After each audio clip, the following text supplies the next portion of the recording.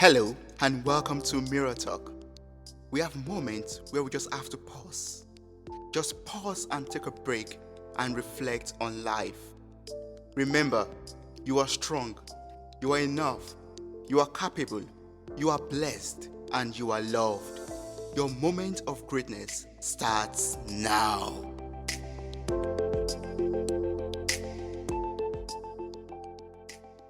It's a great delight to have a guest who is an entrepreneur and a podcaster from the south of London. He runs a media group called If Only They Knew since September 2017. He has then gone on to connect with a lot of high profile names such as Hollywood actors, musicians, even candidates from The Apprentice. Now he's here on this podcast to talk to us about entrepreneurship and even more. How are you doing, Ted? Yes, I'm very good, mate. Thank you for having me on. Yeah, like we were just saying before the call, it's been a bit of a hectic year, but trying to make the most of it as best as I can. Yeah. So, while preparing for this podcast, I came across a conversation that you had with, I think Scott from another podcast that you recorded a while back, and you said a quote that you made mention of something that I really resonated with. You said, "I'm never going broke again. I'm never going broke," and this is a very valid statement, and it's a very big goal for a lot of people. So I would love to start with this question first. What made you say that? What made you say I'm never going broke? Well, as you know, growing up in South London, Bermondsey, never had a lot of money, much like anyone in the community, really. Everyone was pretty much poor, just sort of barely surviving. You'd get a few bits of money and then you'd go and spend it on clothes and stuff. So, yeah, I always knew about sort of not having enough money. Went so many days without dinner, no food, just sort of eating crisps and sweets and what the cheapest things really, and just destroying my body. And then yeah, got to a point I think around 2015 when I was going to uni.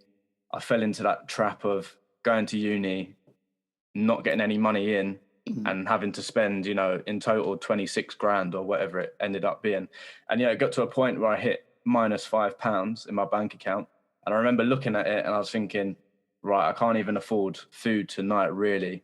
And I don't want to go even further into my overdraft. So yeah, it was that night. I remember coming home on the bus from uni.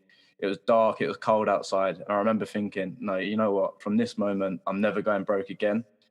Got myself a job, and yeah, basically worked my way up from admin to marketing executive, and then now I run my own business. So yeah, definitely haven't gone broke again, touch wood, just yet. Yeah, that's amazing. And you started already, but I would love you to walk me through your journey so far. Finishing from college, as I said earlier, and also you were on the Apprentice. I also understand. Yeah. So I went to the Apprentice auditions. Unfortunately, I didn't get through, but it was definitely a good experience. And I'm a big believer that things happen for a reason. Like, so if if you ever get knocked down, I don't know what your take on this is, but if you ever get knocked down or you can't get somewhere, you get rejected, I'd never take it as a negative. I always take it as a lesson. They say you either win or you learn, and I definitely agree with that.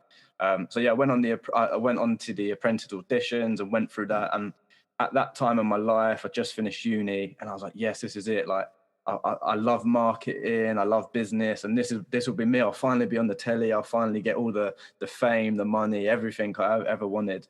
But yeah, Mhm. it just wasn't for me, and I'm so grateful that it didn't happen, because now I'm on a much better path. I feel like I sort of had the time to work out what I really want and what I don't want, and now Mhm. the path I'm on looks so much clearer. So, like I Mhm. said, I had always had an interest in business, um, and just sort of being creative. I class myself as a creative, which is a gift and a curse. But yeah, now I'm looking at. I'm an author of a journal. I've got a Mhm. literary agent deal. I've got the media group. I've got the podcast. I've got so much going on. Yeah. So yeah, I'm just grateful to be where I am now. Yes, and I'm so happy for everything you've achieved so far. I'm going to come to the manifestation journal very soon, but first I want us to talk about the iTunes top rated podcast that you host. If only they knew. It's one of the best podcasts over there in the UK. Can you tell me more about this? What is the inspiration behind it? Yeah. So basically, a lot of things I'm grateful to have the ability, I guess, or the opportunity to look back and work out why I started things and why things failed. Like, just having that ability to stop in the present and look back at the past and work out why I did things. So with the podcast, I remember now looking back, I remember listening to all the Stephen Bartlett's, the Gary V's, all these big names. I was listening to their podcasts, and 90% of it hit home with me. It connected with me, and I thought, yeah, this is good. This is giving me the motivation I need in the morning. It's giving me the inspiration. But there was just one thing missing. And looking back now, I feel like that one little chunk that wasn't connecting was just the background of the people I was listening to. You know, obviously there's the geographic disconnect because I'm in England. I grew up in a rough area in London, and the people I was listening to were from like America, and they had all these like fancy stuff, and they was quite a bit older. So I thought, you know what, I want to create a podcast that I want to listen to and will hopefully connect to people similar to me. And that's exactly what I've done. You know, I reached out to people that I've met through my Instagram page, if only they knew. And then, yeah, just got like-minded people on that people wouldn't have heard of in the public eye, and tried to give them a platform, because I know that the people that are the young entrepreneurs that haven't got that platform, I know they're the ones that are really doing great things because they've come from nothing and they're working their way up. So for people to hear that journey so early on, I think is so valuable, you know? Yes, yes, that's very correct. And as you mentioned already, you connect with a lot of high profile names and people who share a lot of insights on business and on entrepreneurship. And scrolling through your Instagram, if only they knew, you see you have this kind of clips of messages that people shared on the podcast, and also on if only they knew uk.com on your website. You have also the some blog posts and what you learned from some of your speakers or some of your guests on the podcast. And I encourage everyone to check these platforms, your website or your Instagram, to get inspired also by this post. But you, as the host of this podcast, can you share some of the things you've learned from them personally? What are the things you take home and you're like, wow, or this lady talked about this, or this boxer talked about this, or this wrestler, or this apprentice talked about this, and I'm like amazed by this. Yeah. There's been so many lessons that I've learned, you know, like just I think the overriding theme is just that you just need to get started, and Mm, it doesn't matter about your past. That's been no matter what people have said in different ways, they've all pretty much touched upon that. Like, you just need to get started. Don't worry about everyone else. Like, a lot of people go to start something and think, oh, but what will my mum think? What will my dad think? What will my friends think? Will they laugh at me? Will they think it's stupid me vlogging every day? Will they think I look silly? And that's what I used to do. So when people are the successful people, like you said, the boxers, the athletes, the musicians, when they come on my podcast and say, I did feel that as well, but I just ignored it and cracked on. And then once they've made that decision to just ignore other people and focus on their path, once you see the progress they've made, mm, it really does make you realize, wow, can't believe I even spent time thinking about the perception that other people will have of me, you know? So I think, yeah. yeah, that's been the biggest thing. Just get started. Yes, and that's good. And I think that this partially answers my next question already. I wanted to ask, like, I'm very curious to know if there's like some common traits or similar traits, between these guests.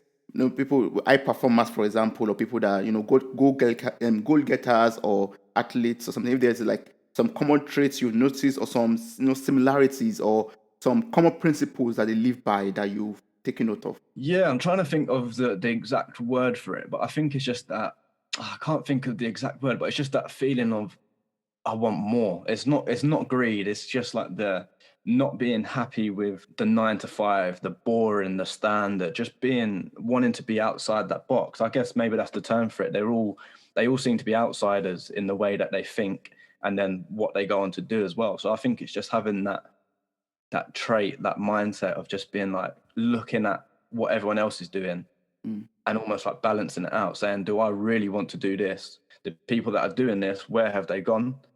And is that where I want to be? No. Okay, then reverse engineer it, work out where you want to be, and work backwards and say, okay, this is what I'm going to do to get there. So yeah, I think it's that that powerful trait. And I do think it's almost like a gift to be creative and just think outside that box, and yeah, not have that almost like a sheep mentality. We've seen it all this year. So mm, many people just doing what everyone else is doing just because, or doing what somebody else says just because.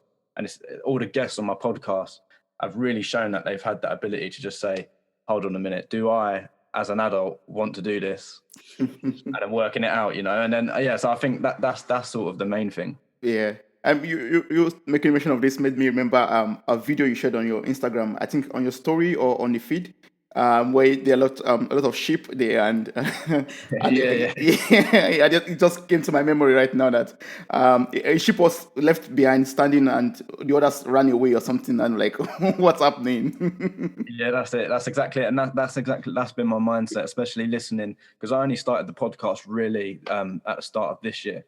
So obviously it's been a mad year for me because I've learned so much from, like, I had 50 something guests on this year, pretty much an episode every week. And yeah, I've learned so much from them, but I've also learned so much from everything going on in the world. So it's good to see the similarities between the two lessons that I've learned, both personally and on the podcast. And yeah, it definitely is that video. I'm definitely the sheep that gets left behind. Sometimes it's better to be left behind and not follow the crowd, Yes, you're right. You're absolutely right. It's also good to always question everything before, taking actions or following the crowd. Yeah, Exactly that. Yeah, that's it. that's amazing.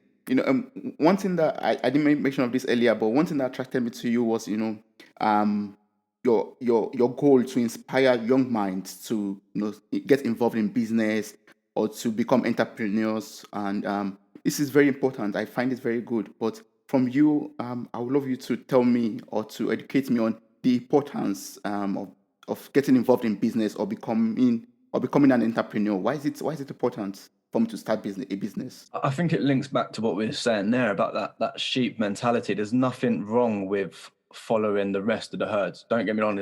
Honestly, there's nothing wrong with it. It's just some people, like I said, like the people that I've had on my podcast, they have got that little thing inside them that just makes them question whether they want to follow everyone else. So Mm, yeah, I feel like if you, it's just about sort of showcasing the options that are out there for people. I'm not sort of saying that everyone should be an entrepreneur, everyone should be doing this. mm, It's ultimately up to you. mm, But yeah, I think it's just about showing that there's more to life than what everyone else does. There's more to life than the 9 to 5. There's more to life than following every single order. Like, you know what I mean? Sometimes you need to just step away from that and sort of test the boundaries a bit and see what you can do. And this year's been, I've learned that the most this year, just sort of stepping one step further and just test the waters. Okay, mm. if I do this, what happens? And it's worked wonders. It's just literally, this year is just incredible for me, and I'm looking forward to next year because I've just think, yeah, like I said with the podcast, I just figured out that okay, you can actually do anything you want in Yeah. life, and I know that sounds crazy, but it is just so true. It's that simple. Yeah. But what will you tell someone right now who is listening and is thinking, oh, with this pandemic, for example, or with coronavirus going on, is it sensible or wise for me to start a business? Is it sensible or wise for me to set out on an entrepreneurial path?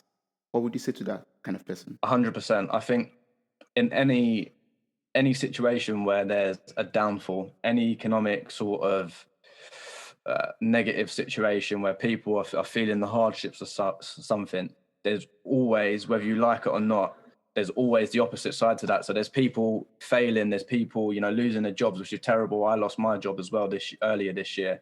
But then on the flip side, you've got the people that will become winners during this pandemic, the people that look at it for what it is and say, okay, I can't change the pandemic personally. I can't do anything to change the actual global situation, Mm, but I can change myself. I can change what I'm doing and sort of make sure that I ride this wave as best as I can. And when it's all over, I'll be reaping the rewards from everything I've set up this year. And yeah. it's like I said, I've learned it so much this year with the journal, everything I've just been doing. I've just used it as an opportunity to really focus. Without the pandemic, I know it sounds crazy, but I wouldn't have had a top 10 podcast because I wouldn't have been able to nail the guests down. As Mm, soon as the lockdown happened, I thought, yes, this is it. I'm going to message all the big names because I know they're going to be sitting at home wondering what to do. And that's yeah. exactly what happened. So, yeah, I think it's just about finding the best in any situation, regardless of how bad it is. So, yeah, to answer your question, anyone looking to set up a business or anything like that, Mm, obviously you don't have to set up a business that's earning millions of pounds straight away. It just isn't going to work. mm, Start slow. Even if you start as a hobby, like I did with my Fanele New page, I started it just as a hobby whilst at university. And it's slowly over 3 years, almost 3.5 years, it's slowly evolved and developed into something bigger. So you've got to start somewhere, and there's no better time to start than today. Start right now. So now I have this amazing business idea I've started, and I don't know how to reach out to my to the right kind of customers for me. Do you have some advice or some kind of tips on how to market my business properly to reach out to the right audience, or to the right people I'm supposed to reach out to? Yeah, again, I do think it is quite simple. It's like, another thing I've learned is that Google doesn't always have the answers, you know, like, just very quickly before I answer your question, like with the book I'm bringing out, to get a literary agent, which is what you need to get the book into retailers and publishers and stuff like that, there's a 1 in 6,000 chance of getting a literary agent. But I didn't know that before I got the agent. So I went into it completely sort of blind to it. And I just thought, oh, it'd be easy, like, so sort of, just blasé about it. Oh, I can get an agent. I just contacted about 10 people, and then we had the choice of 3 to pick. And it's only after we got the agent that I Googled the odds, and it said 1 in 6,000. But if I would have listened to Google, it would have changed my complete outlook, and I probably would have been too scared to even get started, So yeah, I think it's just about finding your feet. Google, you can use Google, but if you do what everyone else has done, then you'll got what everyone else has already gotten, So it's Yeah. one of them. I think sometimes you just need to dive into it and just sort of just think on your feet, just dive in, see what happens, put a post out. Most people setting up a business will know the basics of marketing. And I think that's all you really need to get started, because it's not that hard.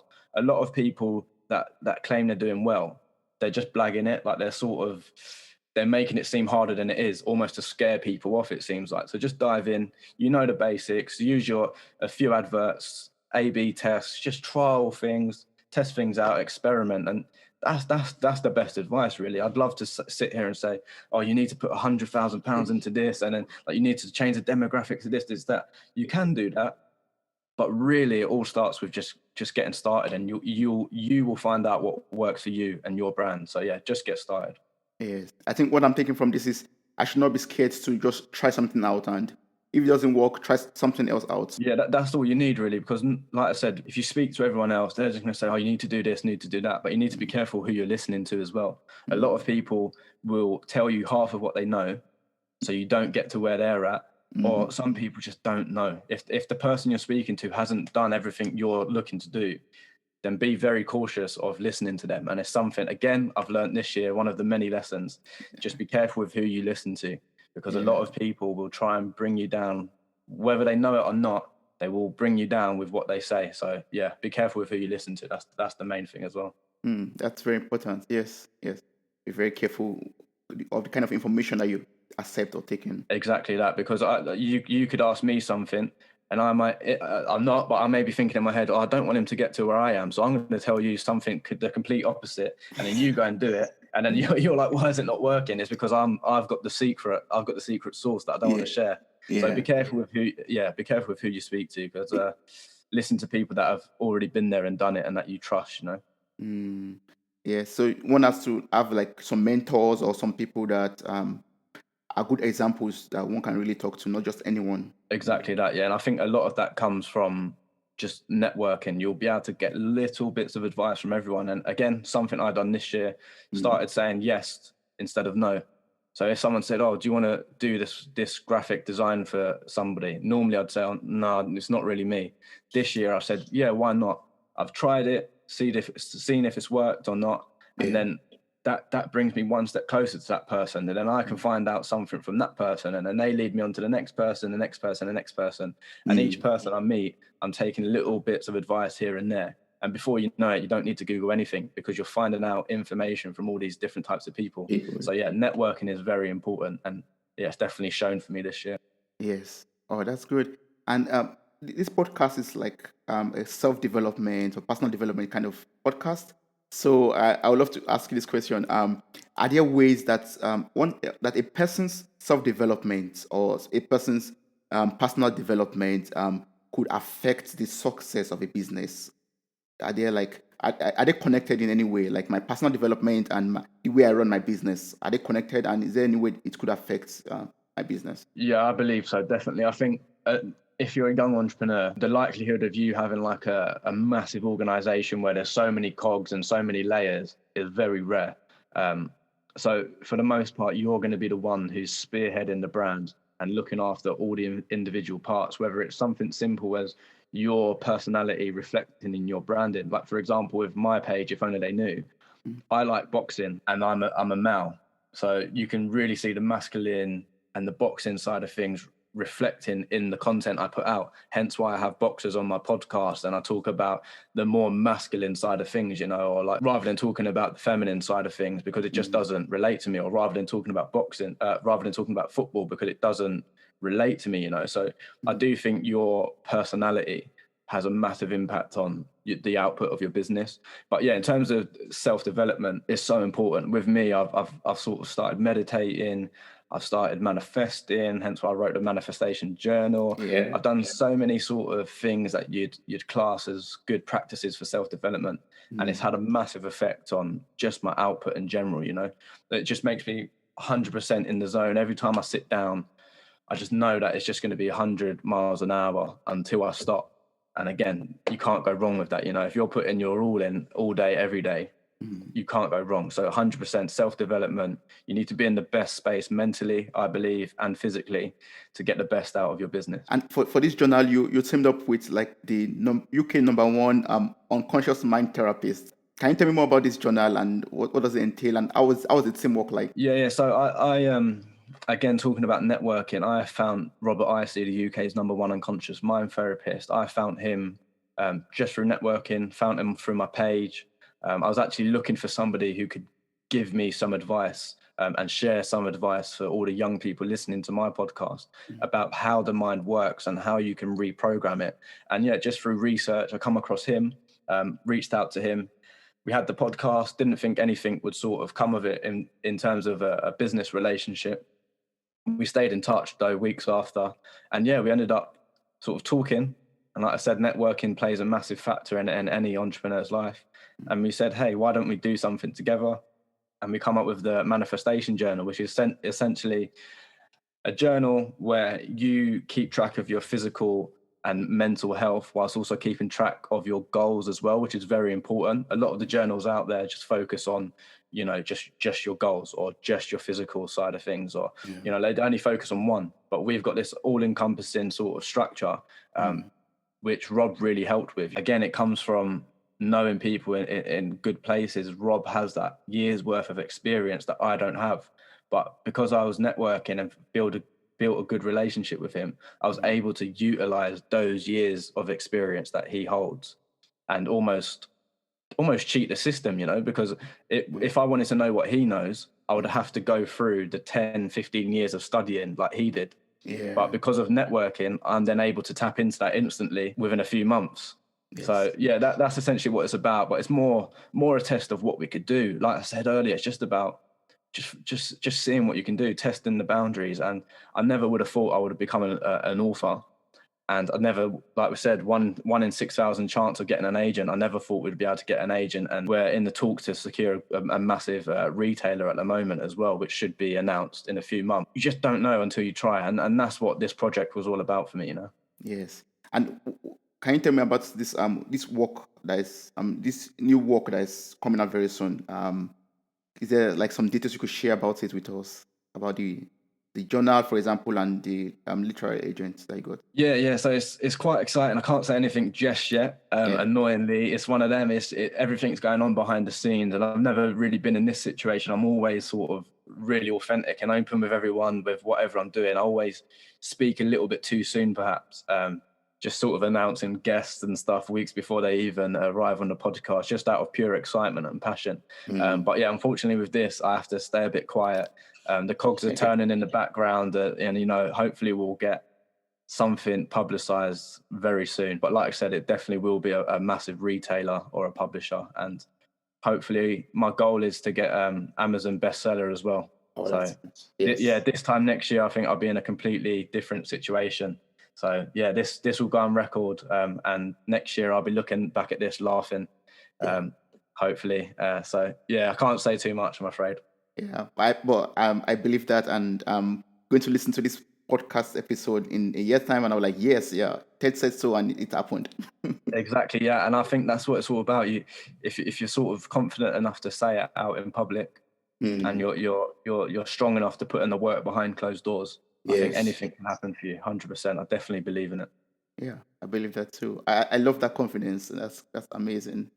That's That's it. great. That's what it's all about. If you're not confident in yourself, then who's going to have the confidence in you? You know, I think that's exactly what it is. So Yeah. anyone listening, get out there, manifest. Don't be scared. There's nothing that can go wrong. Mm, Like with everything I've got going on now, I'm doing so many different things. I've got a mm. few other businesses in the pipeline as well. Again, I can't say much about, but I've literally got 2 or 3 businesses on the go, setting up now.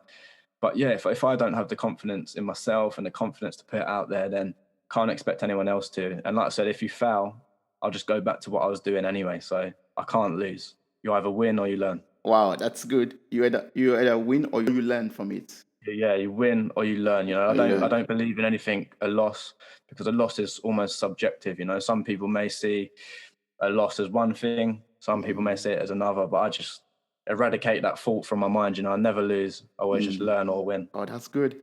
You made mention of one thing that you said you have a lot of businesses or lots of stuff in the pipeline. I would love to ask this question. I think I ask this quite often in I ask my guests quite often.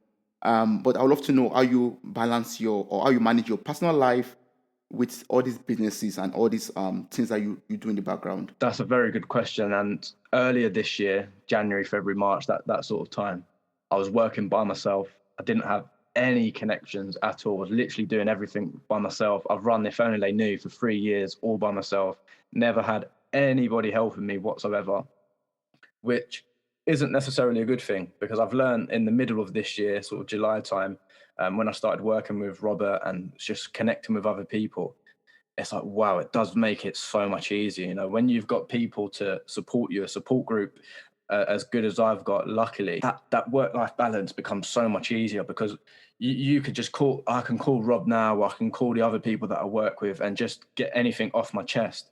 And Mm, because they're in similar positions, they completely understand. Whereas some of my friends that I've just sort of stopped talking to, because I've just been so dedicated to this, you know, and I've sort of almost sacrificed our friendships and relationships for what I'm doing now. mm, If I was to speak to them at the start of this year, they just wouldn't understand. They wouldn't understand what I'm going through. They wouldn't understand how late I've been staying up and mm, why I'm turning down going to the club to stay at home and work on a report or work on a new project. So, mm. yeah, the work-life balance is crazy, but I think it's one of them. I was listening to a podcast with one of the co-founders of Gymshark, Lewis Morgan, the other day, and he said it. He was like, "If it's not your life, then don't do it. And if you're working on a brand, working on a project, it needs to take over your life if you want it to be at the highest level possible." So yeah, work-life balance is a bit mad for me at the moment, but it's one of them. I think it's all about sacrifices. You know, you can't have everything. I can't have the fun social life Yeah. and successful business just Mhm. yet. Some people can, they get lucky, but just yet, for me, 100% all in to the businesses that I'm working on. Maybe next year I'll get a chance to have some friends, but not now. But how do you avoid burnout, for example, or Yeah, exhaustion or something? Yeah. it's tough as well. And I think, speaking to Rob again, I've learned about, many of us probably have ADHD without even realizing. And I think it's something that I may have, because there's a thing called hyperfocus that many people with ADHD have. And it's basically that it's sort of the reason for burnout, because if you're obsessed with something like I am, I'll smash that thing out all day, every day, only for 3 days, 4 days, and then that's me done. I can't touch it again. So Mm, it's all about spacing things out for me. I say, okay, I'll do an hour on this today, then an hour on that, and then an hour on this, an hour on that, and just breaking things up. So I know, okay, I can't overwork too much, can't overload myself, can't burn out. I'm trying to segment stuff and categorize stuff in terms of what's most important and what's my priority. mm. So I just slowly sort of changing the habits that I'm getting into, and changing the projects that I'm working on, just so it isn't like 100 miles an hour, 100 miles an hour, and then just crash. So I Yeah. think breaking things up into time sections and priority sort Mm, of lists is very important for me. And it's definitely helped me and stopped me from going, 100 miles on something and burning out too quickly. So yeah, mm. that would be my advice for that. Just sort of chunk it down a little bit, and yeah, it definitely does help. Yes, baby steps.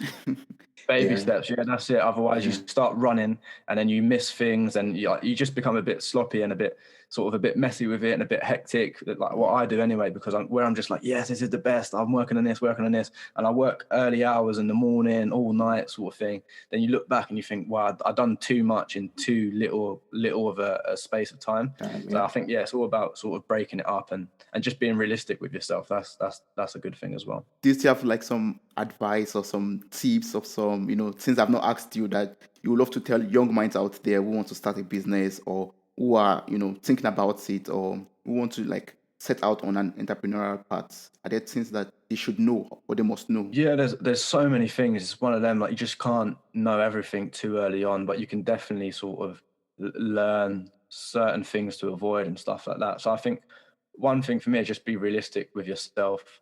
What are you going into business for? And what are your skills? I've done a personality test. I think his name is Myers-Briggs, the person who created it. Um, and doing that personality test, it sounds crazy. It sounds like almost like mystical, but definitely does help when you're starting off in business. And the reason is because it gives you a very accurate description of your personality type and therefore your sort of advantages and disadvantages.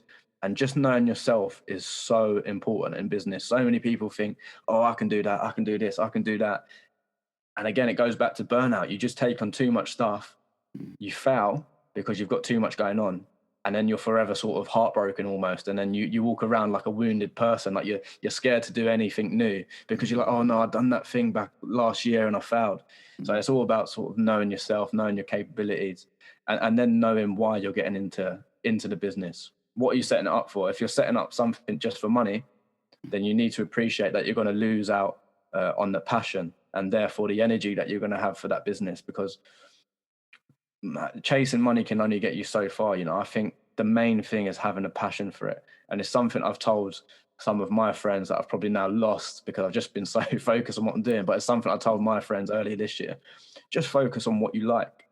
Even if you're not doing a business or an entrepreneurial thing, looking for a 9 to 5, what job do you like? What do you like? If you like sports, then look for a job that allows you to work even remotely close to sports. Mm, And yeah, that would be my advice. Just sort of base everything on yourself, and know yourself to then be able to just draw that passion a little bit closer to you, and that just gives you so much more energy. The more passion you have for something, the more energy you have, and the more results you'll get. That's my take home also already. Passion gives energy to carry on. That's it. Yeah, exactly that. And there's something I've learned this year when I stopped saying yes to the things that I didn't like and started saying yes to the things that I did like.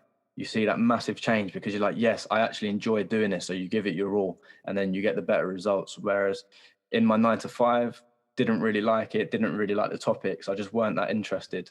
And Yes. yeah, passion definitely shows through all the time. Wow, that's great. That's great. I mean, it's a lot I've learned from you already, and I won't want to take so much more of your time, or else it's going to be too long. But for anyone else who has questions or who wants to get connected with you, what's the best place to reach out to you? Where can they get more insight from you, or more words of wisdom from you, like now? Yeah, definitely head over to my Instagram. That's the place where I'm most busy. At If Only They Knew UK. I don't really like sharing too much of my own advice because I still don't know so much. I'm just learning from others. So I'd rather you go to that page, If Only They Knew, and get advice from the people that have been there, done it, and made a success. I'm still in the early stages. So Mm. yeah, go over there to there, and you've got people like Lewis Morgan, the co-founders of Gymshark, the co-founders of some of the biggest companies in the world, all sharing their advice. Yeah, so head over to If Only They Knew, and you'll definitely be informed and inspired, I promise. Thank you so much for your time. I really appreciate this, and I wish you all the best of luck. And I'm looking forward to the journal also coming out very soon, and the great success that's coming your way in the new year 2021. Thank you so Thank you. much. And all the same to you as well. Great questions, great podcast. And yeah, 2021 will definitely be a good year for you. Amen. Thank you. I believe that. Thank you so much for listening to this podcast. I am eternally grateful for your time, your love, and contributions. You mean a lot to me. Thank you once again for listening and sharing with your loved ones. Don't forget to subscribe and follow this journey on Spotify, Apple Podcast, and other platforms in the description. Stay blessed.